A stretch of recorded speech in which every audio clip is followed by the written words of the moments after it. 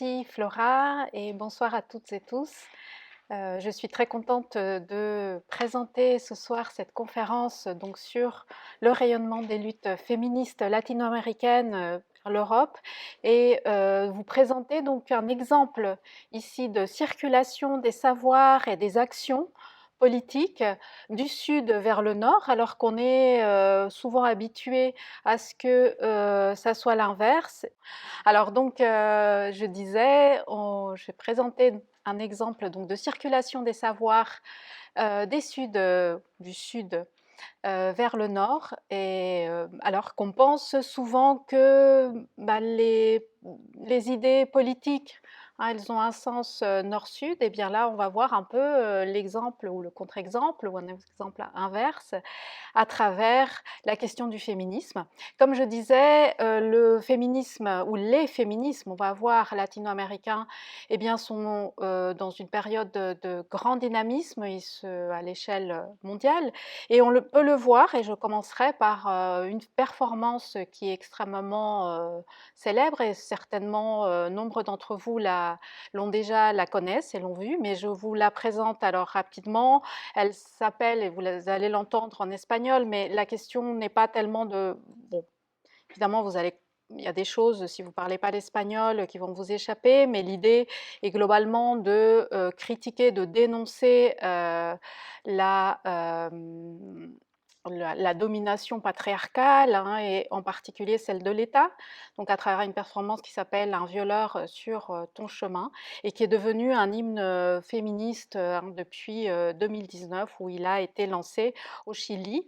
Mais je vous laisse là l'écouter, parce que c'est surtout la forme qui va aussi nous intéresser dans cette conférence. Attaquer directement, alors ce que je voulais à travers cette performance précédente, là, c'était de montrer des formes qui sont aujourd'hui un peu la spécificité, je dirais, du féminisme latino-américain. C'est-à-dire que on va à la fois mobiliser un héritage ancien, et puis des formes nouvelles, ou en tout cas qui se reconfigurent. Et bon, en tant qu'historienne, j'allais vous faire un panorama un peu historique pour voir ces liens.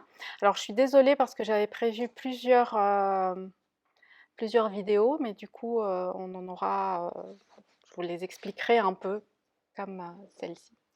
Alors, pour commencer, donc, je voulais venir à cette idée. D'abord, la première idée est que je me rapproche. Oui, oui, oui. Donc vous parlez de ces féminismes, alors au pluriel, et qui sont des féminismes qui aujourd'hui leur dynamisme s'explique ou vient beaucoup aussi de cette histoire, hein, l'histoire des mouvements de femmes en Amérique latine, eh bien, fait qu'aujourd'hui on voit ce déploiement et ce développement important. Donc cette mobilisation, elle est ancienne, elle est très ancienne, elle date, en tant qu'historienne, je pourrais dater dès le moment de la conquête, hein, de l'Amérique, de l'invasion et de la conquête du continent américain, c'est-à-dire de 1492. Donc dès ce moment-là, c'est mieux. Ouais. Merci. Oui, je pense que c'est mieux.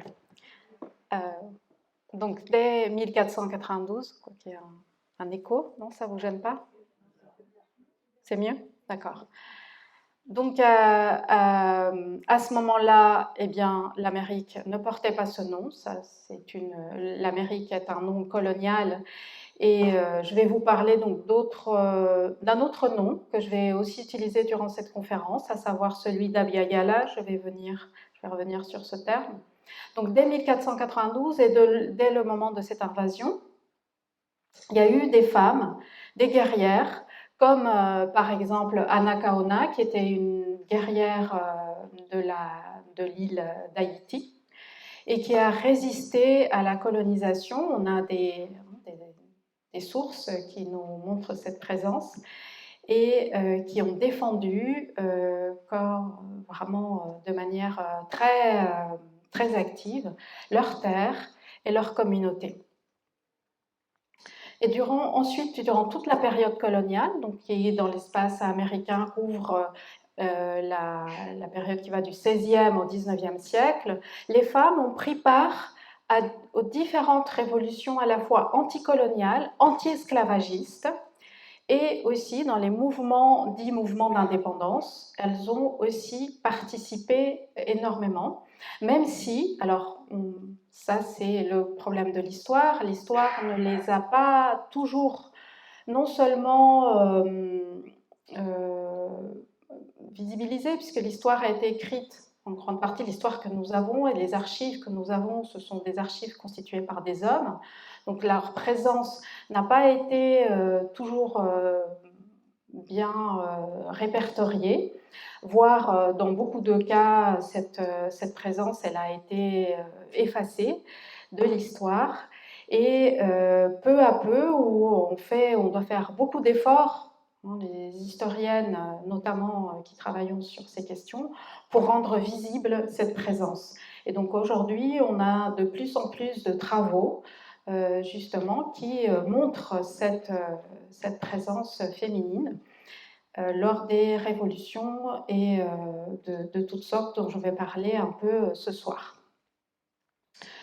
De manière plus contemporaine, au XXe siècle, vous savez certainement, vous avez plus l'image de l'Amérique latine comme un espace, comme une région de révolution du XXe siècle, la révolution cubaine étant la révolution emblématique du XXe siècle, mais on peut parler aussi de la révolution mexicaine, des guérillas, et bien là aussi, alors qu'on a des figures, comme la figure du guerrillero, qui est un homme, eh bien, on sait que des femmes ont aussi une présence importante, significative dans ces mouvements politiques.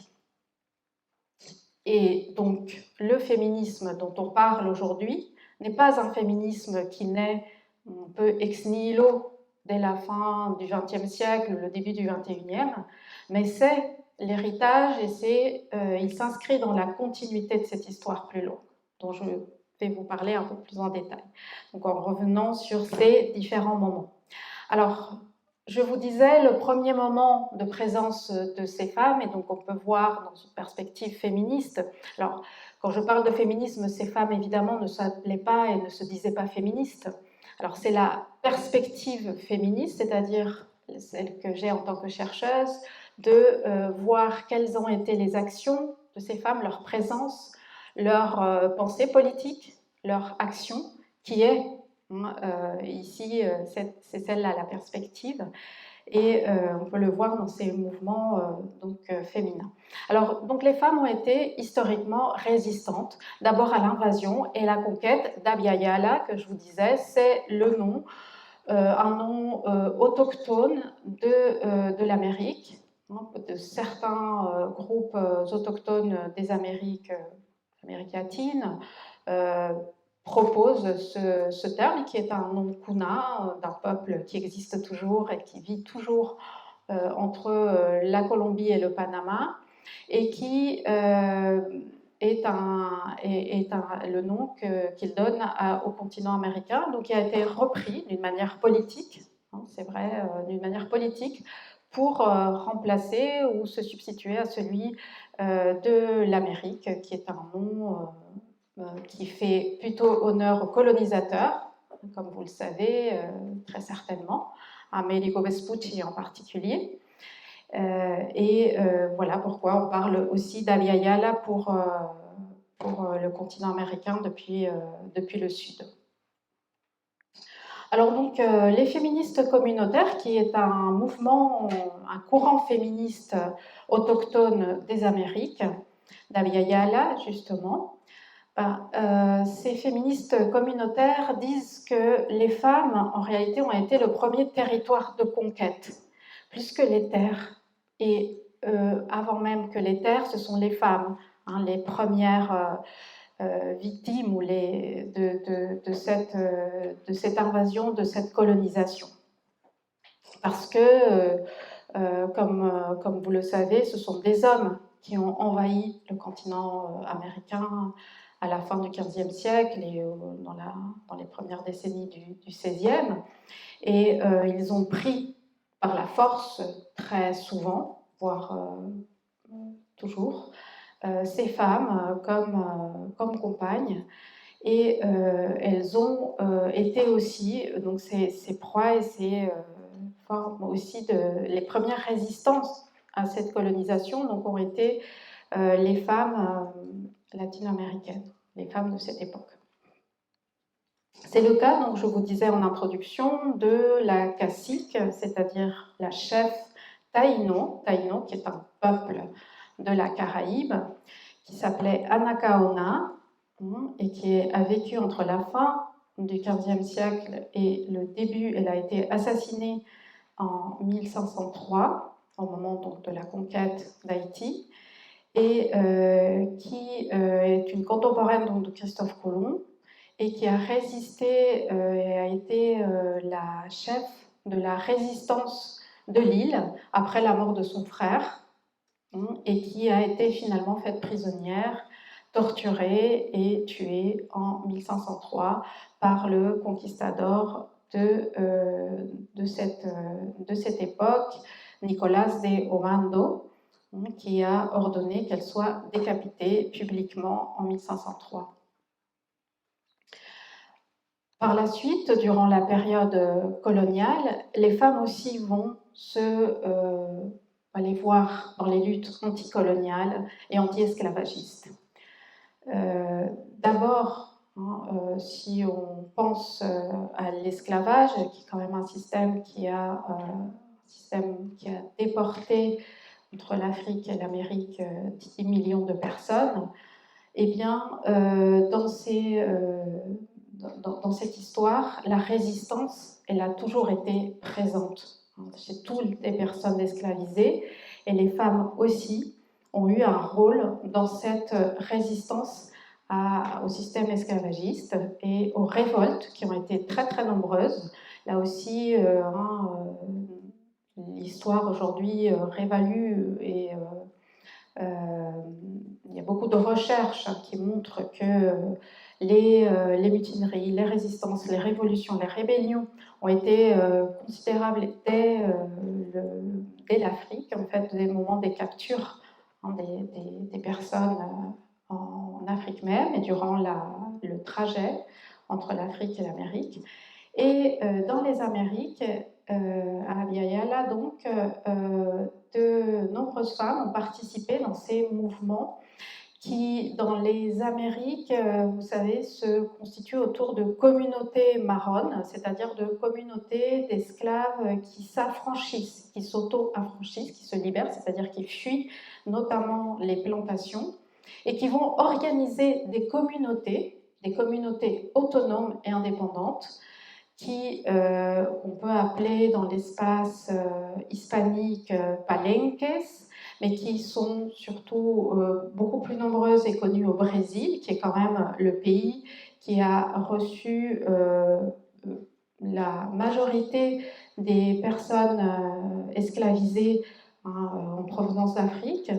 Et dans ces quilombos, dans ces communautés autonomes, il y avait de nombreuses femmes qui ont résisté, qui ont participé non seulement à l'organisation des communautés, mais aussi aux armées, parce que ces quilombos, ces communautés donc, marronnes, eh bien, elles s'organisaient militairement parce que précisément, il fallait éviter à tout prix la capture et la destruction de ces espaces.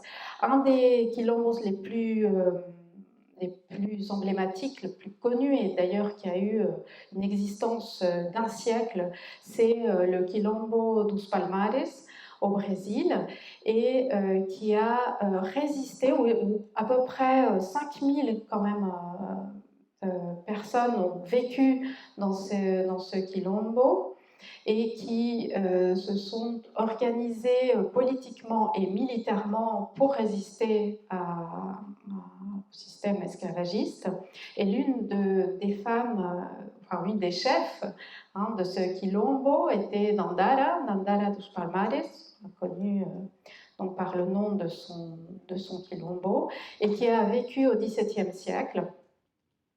Elle était une grande guerrière qui a défendu donc avec force les habitants de sa communauté.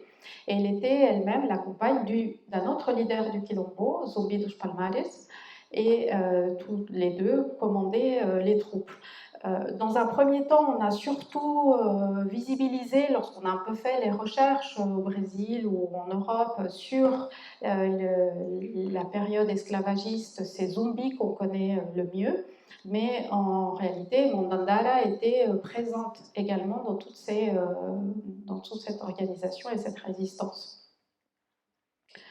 Un peu plus tard, ou du côté plutôt des autochtones, on a différentes révolutions anticoloniales.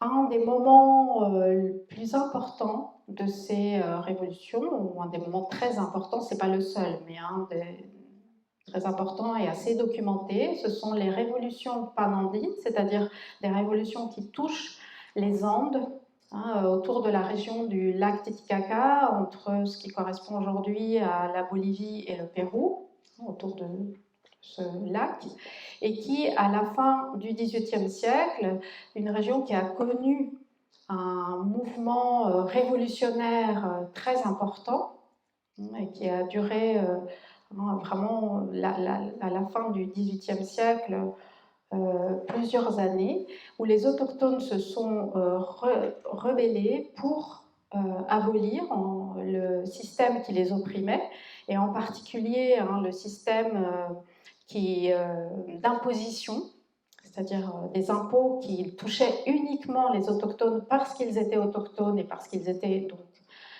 décolonisés, et également par toutes les formes de travaux forcés qu'ils avaient à accomplir, notamment dans les mines. Et bien, dans ces révolutions, une des révolutions importantes, c'est celle de Tupac Amaru II ou de Tupac Katari aussi, dans côté qui correspond aujourd'hui à la Bolivie. Eh bien, à côté de ces hommes, souvent aussi, on a présenté donc les révolutions comme des révolutions masculines, mais on sait qu'il y avait des femmes chefs, elles-mêmes, Bartolina Sisa par exemple, Gregoria Spasa ou Micaela Bastidas, qui sont des femmes qui ont été également donc, chefs militaires et qui ont combattu au même niveau que les hommes. Donc ça aussi pour prouver que durant tout le moment colonial, alors même qu'on installe un système qui est de plus en plus patriarcal, où les hommes prennent le pouvoir politique à l'échelle continentale, mais aussi dans les plantations, dans les haciendas, c'est-à-dire les propriétés, des terres, eh bien là, on a des femmes qui sont dans les communautés autochtones, dans les communautés aussi marronnes, qui ont une présence politique tout à fait équivalente à celle des hommes. Et justement, aujourd'hui, les féministes décoloniales, les féministes communautaires disent que les formes de patriarcat, en réalité, elles ont été aussi imposées en fait, par la colonisation, puisque dans ces formes antérieures ou autres au moment de la période coloniale, on ne voyait pas cette domination masculine. Elle va s'imposer peu à peu. Bon, je ne développerai pas plus, sauf si dans les questions vous souhaitez un petit peu plus de détails sur cette question du patriarcat. Alors ensuite, parce que pour avancer un peu dans le temps et arriver jusqu'à nos jours et jusqu'à l'Europe, on a aussi des mouvements féministes qui se disent féministes, et un peu dans la lignée de ceux ou un peu en parallèle de ce qui se passe en Occident, en Europe et aux États-Unis, c'est-à-dire à partir de la fin du XIXe siècle, on a des femmes qui sont plutôt blanches et bourgeoises qui revendiquent des droits civils et politiques parce qu'elles vivent dans un système de domination justement patriarcal. Et donc c'est ce qu'on appelle le courant féminisme occidental et qui est vraiment à peine postérieur à celui de l'Europe et des États-Unis, donc c'est presque en parallèle. On va trouver des formes équivalentes, donc des femmes, des latino-américaines qui luttent pour leurs droits civils, par exemple ceux de pouvoir hériter des biens qui normalement leur reviennent de droit, qui veulent avoir aussi la possibilité de divorcer, d'avoir l'autorité parentale sur leurs enfants, mais aussi des droits politiques, et en particulier le droit de vote. Donc les suffragettes latino-américaines, il y en a aussi, notamment dans le Cône Sud, où les mouvements donc en Argentine, en Uruguay, se développent assez tôt et qui ensuite vont essaimer sur le reste du continent. C'est ce qu'on appelle la première vague du féminisme ici en Europe ou aux États-Unis. Eh bien, elle existe aussi en Amérique latine, presque en même temps. Donc, peu à peu, ces femmes vont obtenir des droits, comme je disais, le droit par exemple au divorce, et le droit de disposer de leurs biens et le droit de vote. Le droit de vote qui, dans certains pays latino-américains, est même antérieur à celui que dans d'autres pays comme en France ou en Espagne. L'Uruguay est le premier pays à autoriser le droit de vote aux femmes en 1927. Et donc à partir de ce moment, les autres pays vont suivre alors sur plusieurs décennies jusqu'aux années 50. Et donc on voit quand même là aussi disons, une temporalité assez proche de celle de l'Europe. Dans les révolutions, donc, comme je disais aussi en introduction du XXe siècle, on va voir aussi les femmes alors qu'on a toujours l'image des hommes révolutionnaires. La figure, je vous disais, du révolutionnaire, du guerriero est masculin. C'est l'homme, d'ailleurs le Che, qui est la figure emblématique. Eh bien, en fait, dans ces révolutions du XXe siècle, les femmes ont été nombreuses. Elles ont, encore une fois, participé activement à tous ces mouvements. Dès la première grande révolution latino-américaine du XXe siècle est la révolution mexicaine. Et bien là, on a de nombreuses femmes qui partent au combat, déjà dans la suite d'ailleurs de ce qu'on faisait au XIXe siècle, parce qu'au XIXe siècle, les femmes accompagnaient les troupes, accompagnaient les soldats régulièrement. Mais là, par exemple, durant la révolution mexicaine, elles interviennent directement comme guerrières, c'est-à-dire qu'elles vont faire la guerre, elles prennent les armes, elles savent manier les armes, elles vont sur le terrain. Et ces femmes qu'on appelle les Adelitas, peut-être vous avez entendu un corrido qui porte ce nom, Adelita. Donc elles prennent les armes et participent à cette révolution. Alors juste pour rappel, la révolution mexicaine est une révolution surtout paysanne et qui revendique une meilleure distribution de terres, notamment pour les personnes qui la travaillent, la terre à celles et ceux qui la travaillent, et donc aux paysans. Donc de nombreuses paysannes mexicaines ont été présentes durant cette révolution, qui a duré 10 ans, au moins dans sa première partie, dans sa partie vraiment militaire. La révolution cubaine, alors que justement on connaît le Che Guevara, Fidel Castro, Raúl Castro, eh bien on oublie que dans cette révolution, des femmes aussi étaient présentes. Et bon, après, c'est vrai que les révolutionnaires vont aussi les intégrer dans le gouvernement, comme c'est le cas de Vilma Espín, qui est la compagne de Raúl Castro, ou María Antonia Figueroa, Acela de los Santos, Gloria Cuadras, Melba Hernández ou Aide Santamaría, alors des femmes qui ont accompagné vraiment le moment révolutionnaire et qui ensuite ont intégré le gouvernement une fois la révolution installée.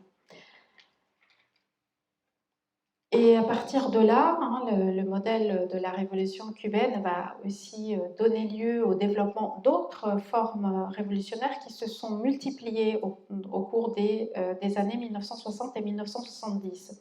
Ce sont les années de développement des guérillas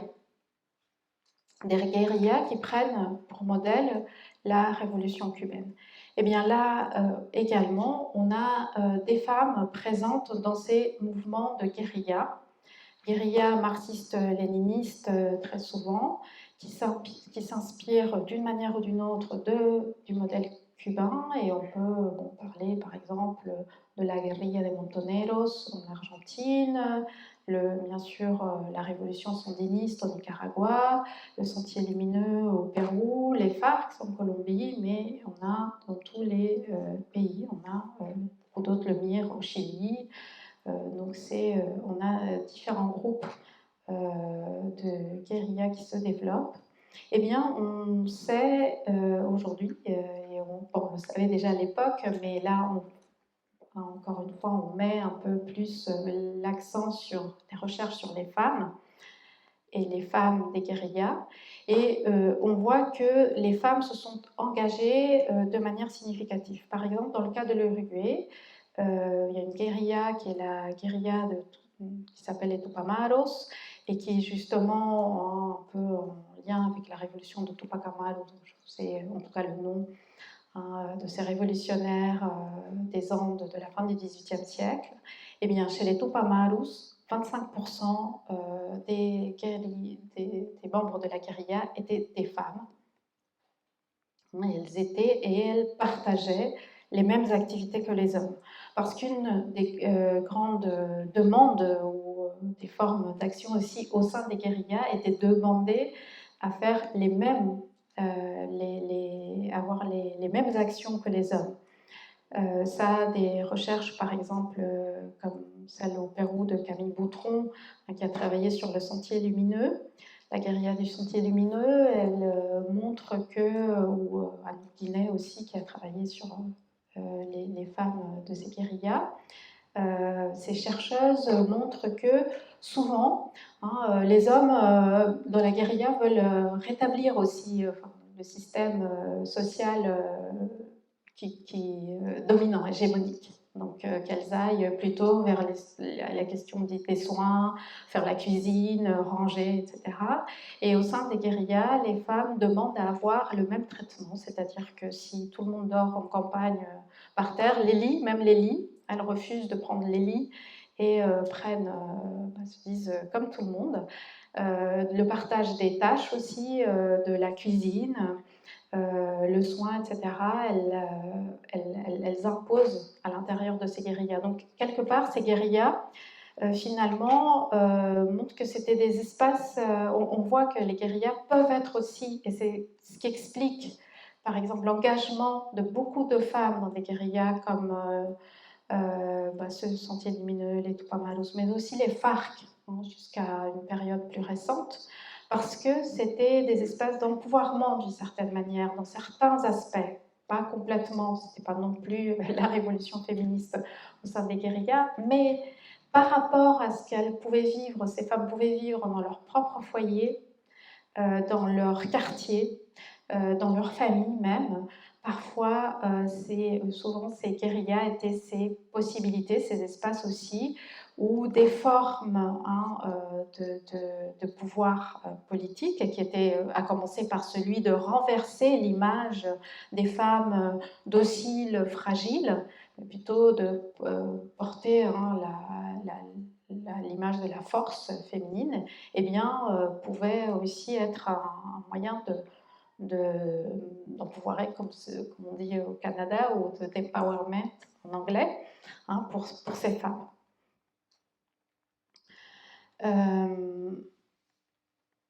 Donc, c'est ce que on voit autour de la question de la guérilla, mais en même temps et parallèlement, on a aussi, comme ce XXe siècle est un siècle extrêmement agité dans l'histoire de l'Amérique latine ou des Amériques latines, on voit également des mouvements féminins s'organiser contre les dictatures militaires des années de la seconde moitié du XXe siècle. Et là également, des femmes très présentes.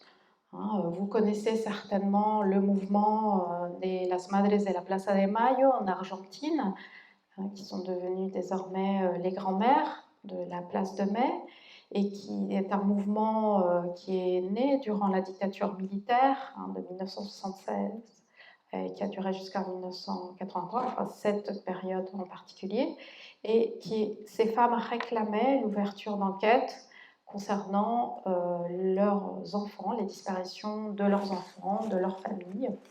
Et bon, vous savez que grâce à l'action de ces femmes, aujourd'hui, on a réussi à retrouver 130 petits-enfants sur les 400, par exemple, bébés qui ont été volés durant cette dictature.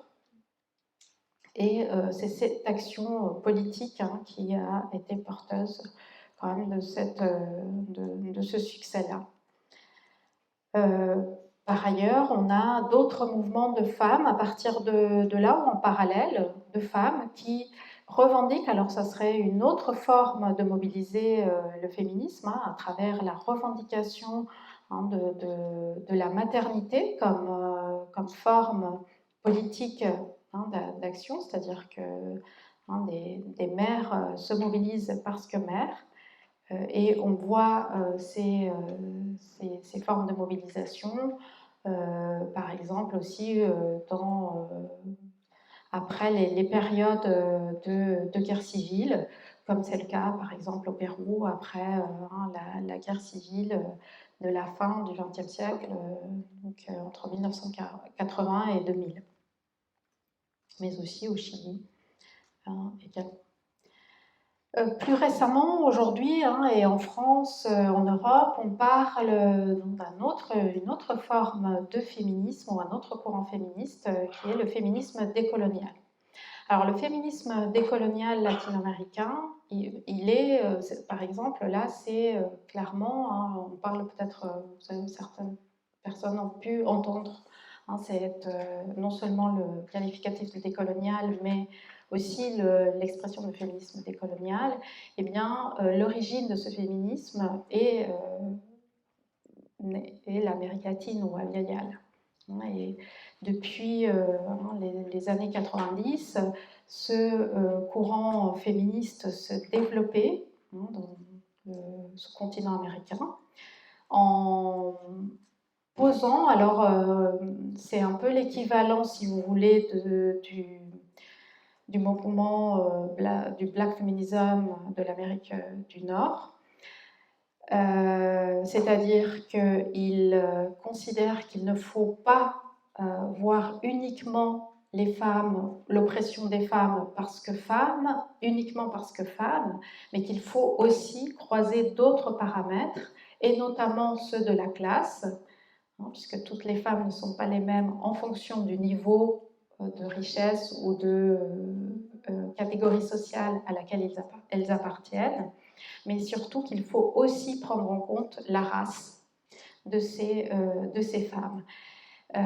Donc ça, le Black Feminism et le féminisme décolonial ont ceci en commun, d'articuler différentes formes d'oppression des femmes, de dire que les femmes, elles ne sont pas juste opprimées parce que femmes, mais également par d'autres paramètres, et donc elles ne sont pas toutes les mêmes, elles ne sont pas opprimées de la même manière, et qu'il y a une différence, par exemple, dans les Amériques, entre les femmes, des femmes blanches et bourgeoises, et les afro-brésiliennes, une afro-brésilienne qui vit dans une favela, avec $1 par jour pour faire vivre sa famille. Et c'est pas la même chose non plus qu'une autochtone de l'altiplano péruvien qui, pareil, de la même manière, n'a pas non plus les moyens de subsistance. Donc ça, il y a cela en commun donc, entre ces féminismes du Nord et du Sud, enfin géographiques en tout cas.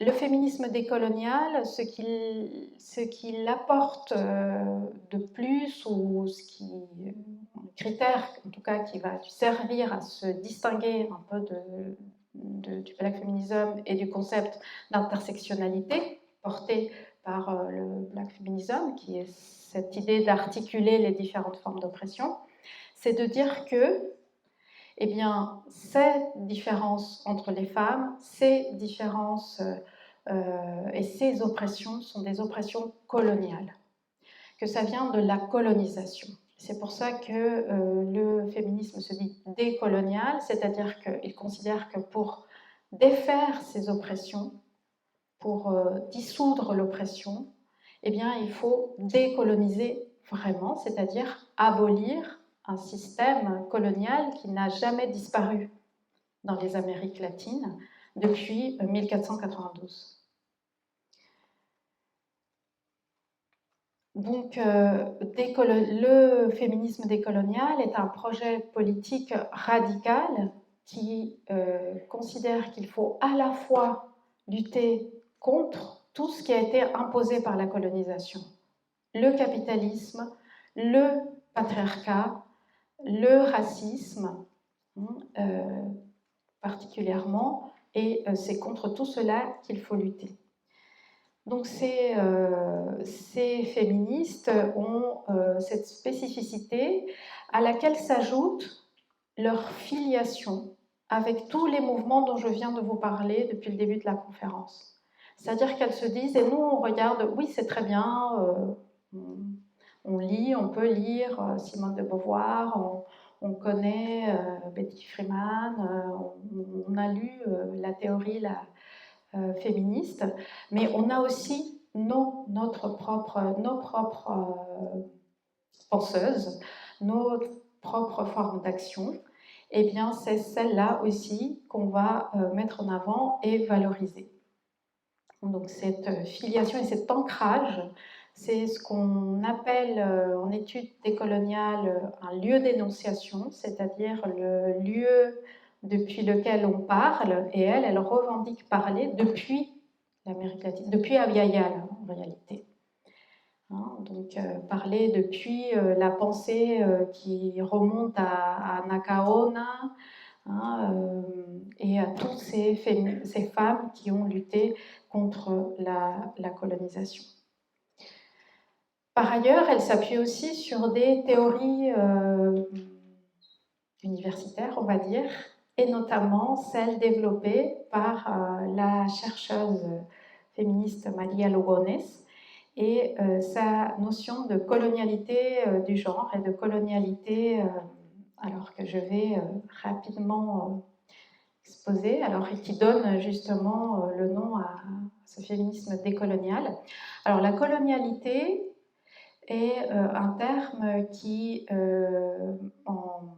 à Abya Yala, dans les Amériques latines, est à distinguer de la colonisation. En fait, lorsqu'on parle de colonisation, on parle d'un moment historique précis et un moment administratif aussi précis. Si on prend l'exemple pour la France de l'histoire française, la colonisation de l'Algérie, elle commence en 1830, elle finit en 1962, un moment où un pays détient un autre qui est sa colonie. Et c'est dans un cadre juridique particulier. La colonialité, elle se distingue de la colonisation en ceci qu'elle la déborde, c'est-à-dire qu'elle peut commencer avant et continuer jusqu'à aujourd'hui, depuis cette perspective, dans la mesure où on a les féministes décoloniales vont dire qu'en fait, même après que la colonisation soit terminée, c'est-à-dire qu'on a déclaré que la Bolivie est indépendante, l'Argentine est indépendante, le Brésil est indépendant, eh bien, on continue à vivre des formes qui rappellent et qui ressemblent beaucoup à la colonisation, des formes d'oppression qui persistent, mais on n'est plus, enfin, le Pérou, il est plus colonie espagnole, il n'est pas, a priori, enfin, il n'est pas. C'est terminé ce moment colonial, et pourtant on continue d'avoir des autochtones qui n'ont pas de droit, des afro-péruviens qui n'ont aucun droit, qui ne sont pas considérés comme des péruviens à part entière. Et donc c'est ce qu'elles appellent la colonialité. Elles ajoutent, les féministes décoloniales, la dimension de genre en disant qu'en plus, c'est non seulement tous les latino-américains ne sont pas considérés de la même manière en fonction de leur race, de leur classe et de leur classe et de leur race, mais en plus aussi en fonction de leur genre. Et notamment, toutes les femmes n'ont pas les mêmes droits dans les Amériques latines. Et qu'aujourd'hui, celles qui accèdent, par exemple, à l'université, celles qui accèdent aux postes de pouvoir, eh bien, ce sont justement encore les descendantes des Européens et des Européennes et certaines métisses. Et qu'en revanche, la majorité des femmes autochtones et afro en général, eh bien, elles n'ont pas du tout les mêmes droits. Et ça, c'est quelque chose d'imposé par la colonisation. Et donc, décoloniser le genre, c'est aussi prendre en compte ça, prendre en compte que toutes les femmes n'ont pas ces mêmes droits, même si toutes les femmes peuvent être, d'une certaine manière, bien sûr, vivre des formes de domination masculine. Une ministre peut être critiquée parce que femme, mais là, la possibilité au moins d'arriver, depuis la perspective des féministes décoloniales, de se dire mais au moins elle arrive à être ministre, c'est-à-dire qu'elle a un salaire qui est 10 fois, 15 fois, 20 fois supérieur à celui d'une autochtone, et donc ça fait une différence. Et donc ce féminisme colonial est porté, alors j'ai schématisé, je peux développer un peu plus la notion de colonialité du genre, mais pour les besoins de la conférence, j'essaie de faire rapidement. Et ce féminisme est porté notamment par un groupe qui s'appelle le groupe latino-américain d'études de formation et d'action féministe, le GLEFAS, qui est constitué d'activistes et de penseuses féministes qui viennent de différentes parties de l'Amérique latine. Ochi Curiel, Diuderquis Espinosa, que vous voyez toutes sur la photo, Karina Ochoa, Aura Cumes, Breni Mendoza, Carmen Cariño, sont les membres de ce collectif, qui est à la fois un collectif activiste. Alors elles aussi, les féministes décoloniales se disent qu'elles sont à la fois des activistes et des chercheuses, et des théoriciennes. Donc elles allient les deux. Elles partent des mouvements sociaux et elles théorisent à partir de ce qu'elles connaissent ou de ce qu'elles font comme activité féministe. Donc elles ont une approche très critique du féminisme blanc et bourgeois, comme je le disais précédemment, et du système capitaliste, sexiste, raciste et hétéropatriarcal. C'est-à-dire que beaucoup d'entre elles, par exemple, assument d'être lesbiennes, et donc avec une critique forte du système hétéropatriarcal, depuis, comme je vous le disais, un lieu d'énonciation qui est l'Amérique latine. Enfin, une des formes, et c'est par là que je voulais commencer, que j'avais commencé avec la performance Un violador en tu camino, ce qui fait aujourd'hui, je pense, et ce qui permet que les féminismes latino-américains s'exportent, si je peux dire comme ça, c'est notamment la mobilisation des formes d'artivisme, c'est-à-dire de ces formes qui réunissent à la fois l'art et l'activisme politique. Il y a une forte mobilisation des femmes latino-américaines autour de son prix ces formes-là, alors qu'ils sont à la fois historiques, c'est-à-dire que l'art est présent dans toute l'histoire latino-américaine, sous différentes formes, même si il n'a jamais été, ou il n'est pas visibilisé parce que ce sont des formes du Sud, des Suds, donc qui sont considérées comme moins nobles, voire primitives pour beaucoup d'entre elles. Donc ces femmes prennent ces formes d'art, mais non seulement, mais pas comme un divertissement, mais pour en faire un message et une mobilisation politique et critique, notamment de la société. L'artivisme mobilise différentes formes d'art, que ce soit la musique, la danse, le dessin, le graffiti, le théâtre aussi, le chant, pour dénoncer les oppressions, les multiples oppressions dont j'ai parlé depuis le début. Et il propose aussi une sortie, en fait, c'est ça, le décolonial, c'est cela, c'est-à-dire c'est non seulement dénoncer, mais proposer ou trouver une issue pour émanciper les femmes, et elles diront en fait avec les femmes tout le monde, parce qu'il ne s'agit pas uniquement d'un combat sexué, c'est un féminisme pour toutes et tous.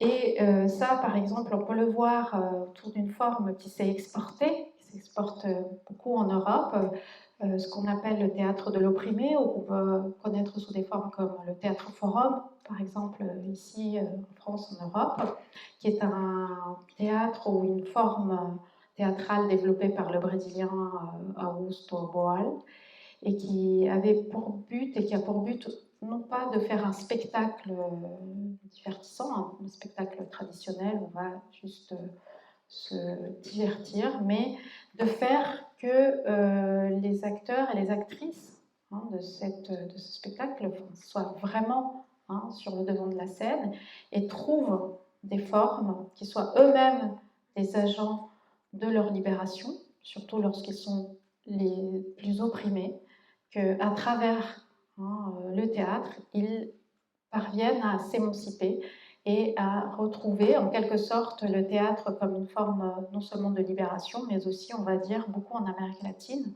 de guérison, de sanation, c'est-à-dire pour penser les plaies de la blessure coloniale. Et une des formes, alors bon, vous n'entendrez pas les batucadas, mais vous connaissez probablement, je vais voir si jamais...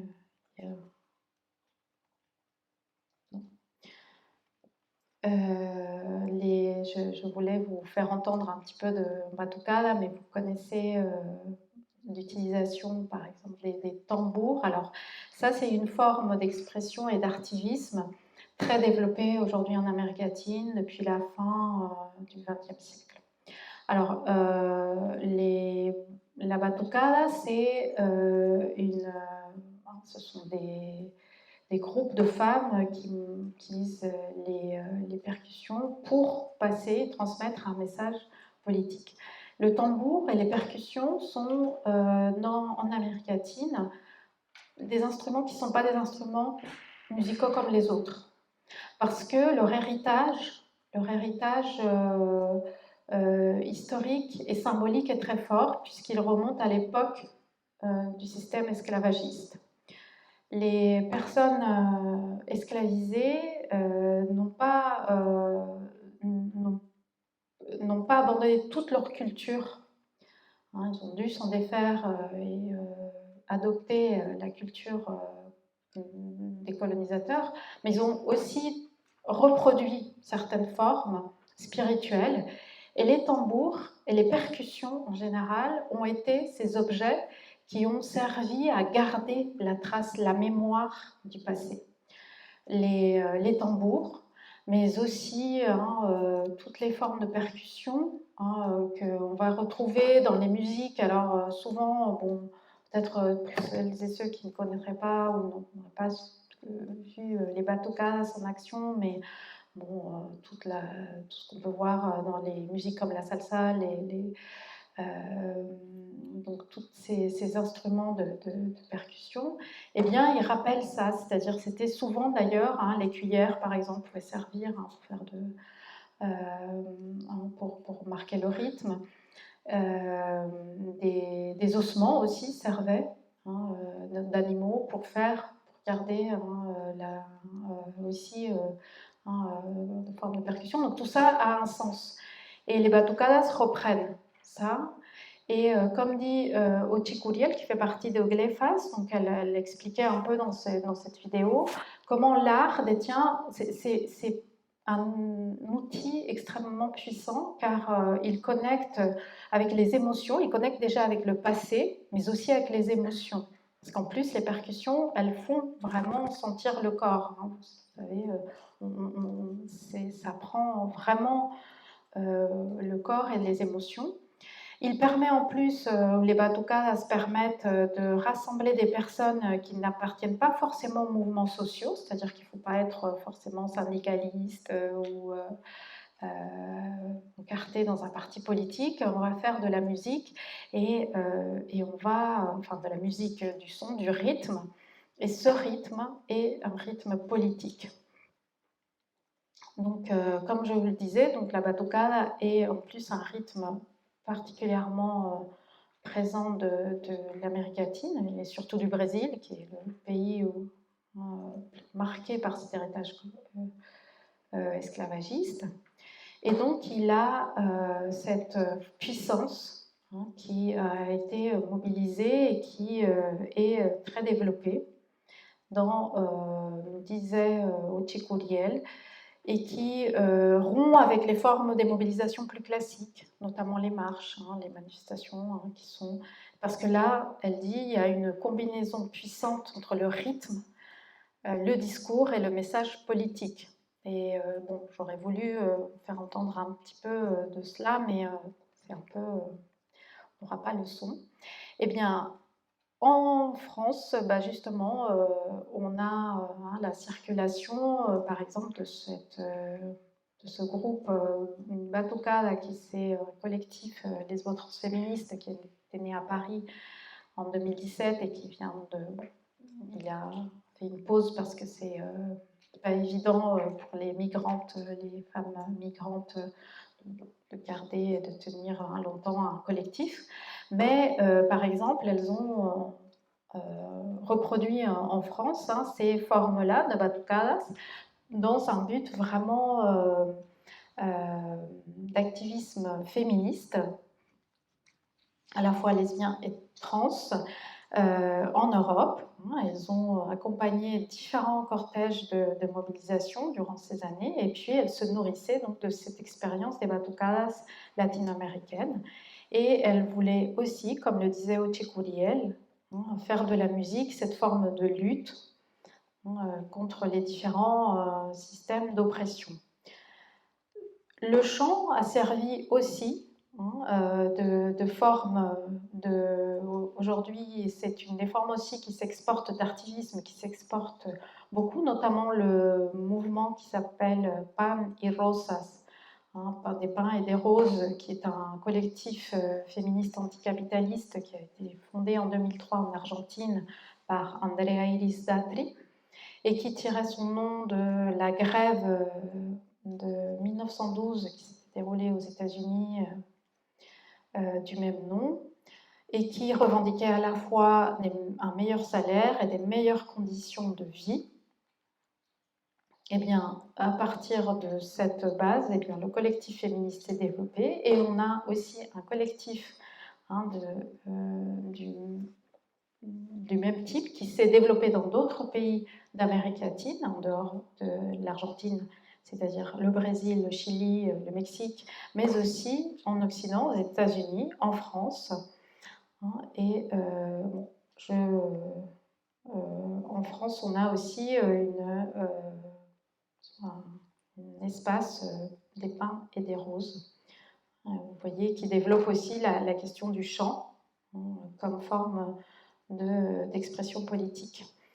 Comme le chant aussi, je voulais vous présenter ou vous faire entendre un petit peu le collectif qui s'appelle Les Chianteuses, qui est une chorale féministe et antiraciste qui avait été lancée en 2019 et qui reprend aussi des chants latino-américains traduits en français et d'autres plus ancré dans l'histoire française, mais que, vous voyez, donc il y a une circulation de ces formes d'artivisme. L'Espagne est aussi un autre espace par ses liens importants, bien que souvent assez invisibilisés ou mal reconnus avec l'Amérique latine. Eh bien, il y a beaucoup de savoirs politiques en général et de formes de mobilisation féministe d'Abya qui sont repris. Et par exemple, le mouvement Ni Una Menos, qui était un mouvement qui lutte toujours contre les féminicides, eh bien, il a vraiment eu une force. Il a été importé en Espagne et il a servi aussi à une mobilisation très très importante. Les Espagnols se sont retrouvés aussi sur ces formes-là et tous les 8 mars, les 8 mars, eh bien, elles sont très nombreuses dans les rues des différentes villes. Et puis, je dirais que j'allais terminer avec des formes qu'on peut voir aussi. Je pense que, alors, même si là c'est un peu plus diffus, je dirais que c'est en dernière sphère, disons, de cette circulation des savoirs, même si, par exemple, dans cette performance, peut-être que vous avez vue, autour des femmes qui reprenaient la tenue de Rosie, la rifteuse des États-Unis, mais avec autour de la musique et du chant. Je vois également comment en fait des formes de circulation de l'artivisme, alors peut-être ils perdent un peu le lien avec les Amériques latines, mais deviennent des formes qui prennent leur propre envol. Et donc je terminais avec ces formes d'artivisme. Alors pour conclure, parce que là je déborde là un petit peu le temps imparti, donc comme je disais au début, les mobilisations sont du coup anciennes et les féminismes qu'on voit aujourd'hui, ces formes-là, elles viennent de cette histoire très, très riche et qui nous donne aussi des formes de féminisme pluriel.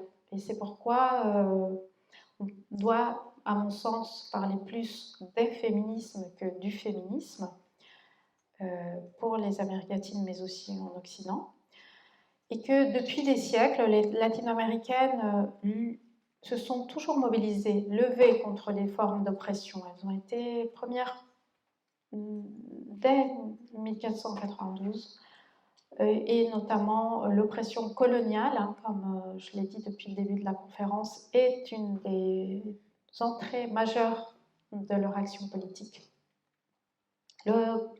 Le colonialisme et le racisme, aujourd'hui, sont ces formes qui pèsent le plus sur des millions de femmes latino-américaines et contre lesquelles elles se continuent et se battent fortement. Cependant, ces formes de lutte, on le voit, évoluent avec le temps. On a des formes qui évoluent. Aujourd'hui, c'est l'artivisme qui est plus celui qu'on voit de manière plus importante. Et c'est aussi un moment où ces formes de mobilisation qui autrefois étaient juste cantonnées au continent, voire à leur région d'origine, eh bien aujourd'hui on va les voir ailleurs, en Europe notamment et dans le monde. Alors je conclue avec la performance avec laquelle j'ai commencé cette conférence, à savoir Un violador en tu camino, et qui était reprise dans cette performance sur des dizaines de pays. Si on voit ici la carte, non seulement dans les Amériques, mais aussi en Europe et jusqu'en Australie, comme vous pouvez le voir. Ça a été traduit, c'est une performance qui a été traduite dans des dizaines de langues et qui montre justement comment circulent ces savoirs féministes. Je vous remercie pour votre écoute et donc je serai ravie de répondre à vos questions, si vous en avez. Merci.